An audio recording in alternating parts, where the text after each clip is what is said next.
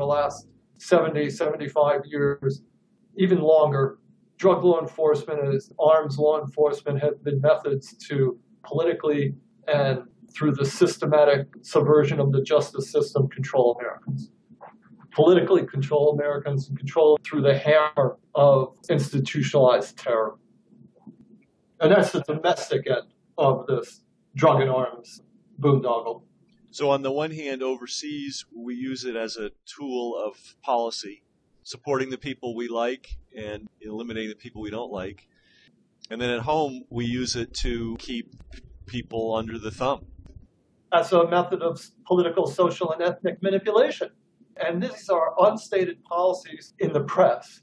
But if you study the history, if you read a couple of books, 5 or 6 books, take out a month of your time to actually research it, all the facts are there. This is documented. It's factual. I'm not making this up. It doesn't even have a wisp of paranoia to it. It's just true. It's just a fact. And if you look at what these people have done and what they're doing and what they say behind the scenes, it becomes evident that this is actually absolutely a fact. But the media, which is the X factor determinant in this, is both working for the oppressors and afraid of them and can't report on anything of substance because if they do, they'll go to prison like Bradley Manning. And then the horrible example, Gary Webb. I mean, if that's not a warning to journalists, what can happen to them? Well, Gary Webb wasn't the first person, and he wasn't the last. I mean, he was just kind of the latest. But I could tell you, a lot of examples of journalists and writers who've been persecuted and driven crazy and insane and imprisoned because they even hint and suggest what the truth is. I knew Gary. Feel bad for what happened to him, but to make him seem like an exception is a mistake. There's a lot of other people out there that suffered the same way. Well, that might be a great topic for a show because I don't think people realize how thoroughly controlled the news media is.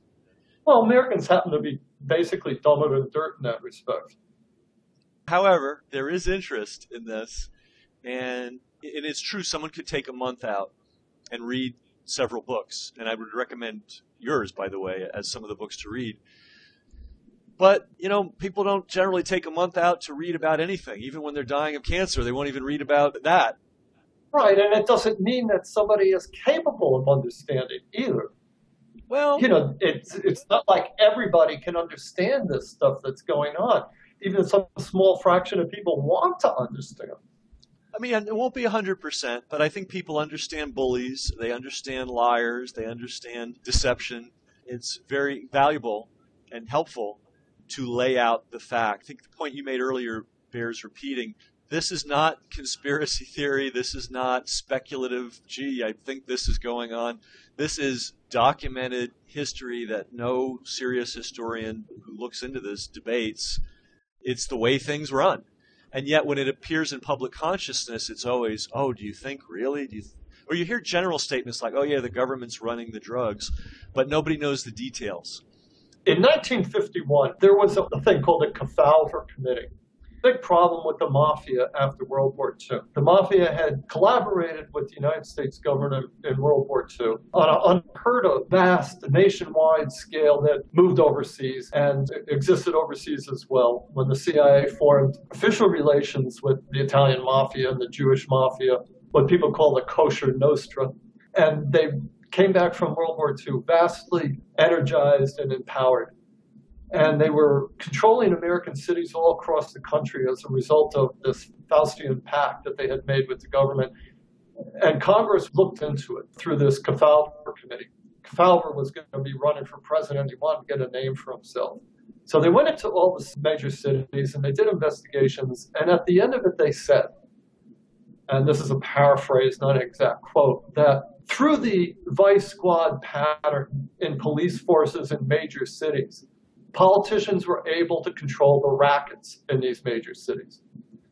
In other words, the prostitution, gambling, narcotic cops were taking kickback from particular pornographers, gamblers, drug dealers in the mafia. passing it up to the chief or the cap in the particular precinct or ward. He was kicking it back to the politicians who appointed the cops and made sure the cops get into business. And those politicians were kicking a portion of that back to the industrialists who put them in power and making sure that the cops delivered the dope to the blacks and the Puerto Ricans and the poor people so that they could control legislation and direct contracts to their cronies. And this is what the Kefauver Committee concluded. This was their main conclusion in 1951. Nothing's changed. Not only has nothing changed, you can extrapolate that to the national scene, where the vice squads, the ATF, the DEA, are kicking back, are performing the same function for congressmen and senators and the executive in the White House, enabling them to control the rackets the same way. It's exactly the same thing that's happened. And the Kefauver Committee said, there's nothing we can do about it.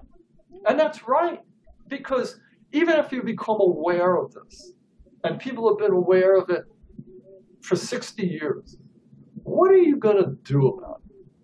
You see, and even if you know what I'm saying to you, or you read books and you find out, well, the Kefauver said this, committee said this existed 60 years ago, and it's the same thing nationally. Well, what are you going to do about it? Well, you can't do anything about it, because the national security state is this huge castle with huge walls and a moat around it. Then you can't get inside of it. And that's the situation we're in nowadays. So even if you do have an inkling or a full, complete understanding of what's going on, 5 seconds later, you chase it out of your mind because you know there's not a damn thing you can do about it. And that's the big problem. The big problem is that we don't live in a democracy, where if a majority of the people realize that it's a corrupt government and it's control and all the secrecy that's built into it is enabling these rackets to exist, that they can't do anything about it. Just like you have no power when a cop arrests you for speeding. You get a ticket. You got to accept it. It's control. And the federal government controls everything you do. And there's nothing you can do about it. You either get used to it or you live riled up and in frustration. Basically, there's nothing you can do about it. Well, the knowledge is useful because it keeps you from at least psychically supporting these people. In other words, not that it matters, but the more people know, the better. I don't know how that will play out, but it's better for people to know what's going on than not know what's going on. Well, I'll give you that, yes. But, it's like saying, I know I'm dying of cancer. Well, that's comforting. As opposed to, I know I'm dying of heart disease. They're still controlling you and telling you everything to do. And anytime you step out of line, they're still putting you in prison. So until those things are changed, nobody's really going to be free. This will never happen, or it won't happen under current conditions, is, for instance, if drugs were to be decriminalized, legalized, then that whole thing goes to smoke. What do? It's not illegal. You can't have all these cops on the payroll doing nothing except taking bribes. You can't have the CIA running operations and these different. That would make that go away, which is why I think that drug legalization or decriminalization won't happen. And they always give the reason, it would be a humanitarian disaster if we let drugs be legal. Everybody would take them. There'd be people lying in the streets, dying of overdoses. And that's why we're keeping all this going for you. If you look at every other country in the world where they don't have these, to use the cliche, draconian drug laws, they're not rolling in the streets, with needles sticking out of their arms and coke pipes shoved up their nose or whatever. People want to get on with their lives. They want to live healthy lives. The object of all human beings, just like all of God's creatures, trees and plants, animals, little wrens, elephants, tigers, is to lead a happy, natural life. And if they don't have to take drugs, if they can lead a natural, happy life, they will do so without drugs. But when the government's pushing drugs on you and creating conditions that are conducive to taking drugs, for example, a pharmaceutical industry that basically is part of this social and ethnic manipulation, political, social, and ethnic manipulation that goes on, an advertising industry that every time you turn on TV, it's saying, take a pill because your left finger hurts. And the next commercial says, no, no, no, don't take that pill, take this pill. It's better for your left finger. This has been going on for 70 years in a huge way as well. Until you can take back control of advertising, which means making the airwave publicly owned and not privately owned, and get rid of all this advertising, until you can take control of the pharmaceutical industries, which means nationalizing them, which means taking the profit out of healthcare. These things aren't even going to begin to become possible of legalizing drugs. So legalizing drugs isn't something that you get to through a vote.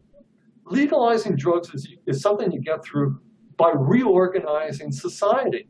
And as long as the Romney, Vulture, Obama capitalists are in power and control the national security state and the information, that ain't going to happen. And in truth, they don't even control. Well, yeah, they're the front men. It's the Rothschilds and the Rockefellers and, God, I hate to say it, the Sheldon Adelsons and just like a lot of creepy people out there, the Koch brothers. Those are the people, a lot of people we don't even know will buy and sell the politicians. Well, good. We've covered a lot of ground here, and I think we started out with a somewhat limited discussion about Mexico. Once you start unraveling one thread, it really does lead to this discussion we're having. Because it's not about the guns running to Mexico. It's not even about the current drug operation in Mexico. It's not even about the history of the U.S. supporting drug operations all over the world. It is about control. It is about a few people conspiring, literally, to keep the majority of the people in a controlled and controllable state. Thus, no news media, thus crappy education. And what I'm saying is you can't unravel. You can't stop these minuscule drug and gun operations in Mexico by trying to change them.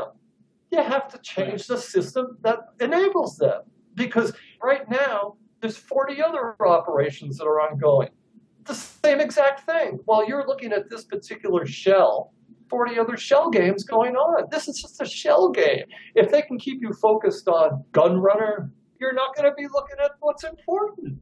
I hate to say it, but this is just another distraction. Well, it's all about misdirection. It's the great magician's trick, even in martial arts, even in warfare. It's the ultimate skill is to misdirect the attention of your enemy. So, hey, Doug, thank you so much. The books, again, The Phoenix Project, The Strength of the Wolf, and The Strength of the Pack, including other books too. But if you want to understand so-called drug policy and the history of it in the United States, these are the books. And also we're going to get into a discussion of Phoenix program in another call. Doug Valentine, if people want to find your website, where do they go? DouglasValentine.com. There you go, DouglasValentine.com. Thank you so much. I hope this is the first of many, many interviews. You're very welcome, and I'll try not to be so cynical next time. Well, you're the guy that's doing all the hard digging, and you are the ones that's looking at this every day, and I understand the cynicism. But since you brought that up, if one more person understands what's going on, it's a victory. It's not a massive victory, but it's a victory, and big victories have to start with small victories. I'm not dispirited, and I might be cynical, but it is ultimately a spiritual battle. You have to keep your spirits up, and there's lots of things that make life worth living, despite the fact that, like serfs in the Dark Ages, we're under all this control. There's still a lot of reasons to live and be happy. I suppose that there's always the possibility of some sort of French Revolution here. That would be the beginning of a change. So we'll talk again soon. Okay. Okay. Thank you. And that was Douglas Valentine. You've been listening to Brass Check TV, and we'll see you next time.